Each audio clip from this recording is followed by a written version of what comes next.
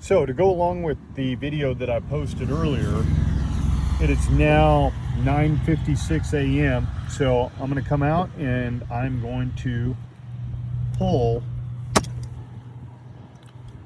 the block from the breaker so that we know there can't be any power being utilized from either one of these units here.